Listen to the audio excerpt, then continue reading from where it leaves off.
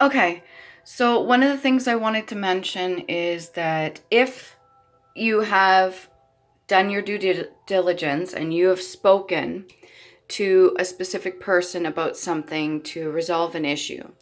Now, you've explained to them the situation. Maybe it's a way of going about certain things, and they purposefully go against that. Almost like a child, again, you tell them not to do something, they do it again and again. Okay, now listen to me right now, what I'm going to say to you. If you've explained yourself once, twice, maybe even 3 times, okay? Not to be disrespectful or rude, you set your boundaries. Say, listen, I cannot force you to do anything. If you do not respect me or my boundaries or whatever it is that I've asked of you, let's say when it comes to a household or a workplace or something like that, and you've put something in place to be efficient and there's been no explanation to why maybe something's changed or maybe they're going against what you've asked them. Let's say recycling, for example. I know a lot of the Tim Hortons now, there's some of them that are just putting them all waste bins. They've labeled them all waste bins and there's no recycling. That's concerning to me because that means that a big branch like that gets millions of dollars is not recycling. When did that start and who is in charge of that? Like that sort of thing. So, um, you know what I'm saying? And let's say you've asked them as a branch manager or something to recycle and they're not doing it, and you've asked them several times and they still refuse to listen to you. Well, then you're going to have to set some certain guidelines or rules or boundaries, and you're going to have to explain to them, listen, we give you more than enough money, or we've stated this is how certain things function in this facility, so we would appreciate that you follow such. If you do not, well, then there's a huge lack of respect there to begin with. And also, there's got to be a reasoning behind why they're doing it. So if it's in your own personal life and somebody's doing something, let's say they know one of your triggers, or they know it really gets under your skin and you've asked them not to. Like, you're not upset about it. You're like, ugh, whatever. You can't be bothered. You got in control of your emotions. You've got that down packed. And now they're still coming at you. Well, their goal, after everything's been explained, they're not dumb. And I advise you to look them right in the eyes and say, I know you're not dumb, and I don't believe you're dumb either. Not for a second do I believe that you cannot comprehend what it is we've discussed already.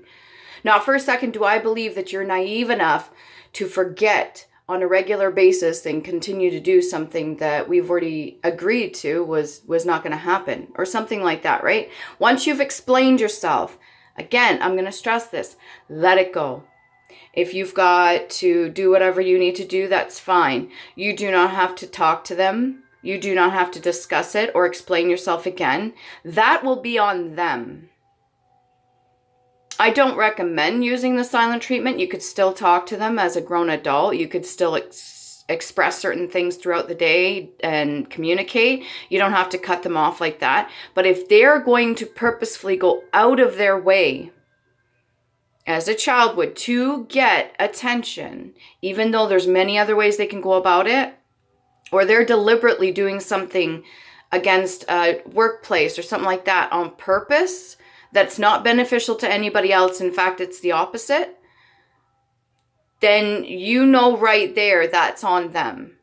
You do not have to get upset about it. You do not have to. Now, I'm sure workplaces work differently, or even at home when you have children, you have to kind of explain it to them and stuff like that. But there's always a sneaking reason why they're doing it. And the main cause, usually from what I've understood, is because they want your attention, or they're not getting something a certain way, or maybe they're not happy with something else, so they know that that's when you're triggered, so they go right at it.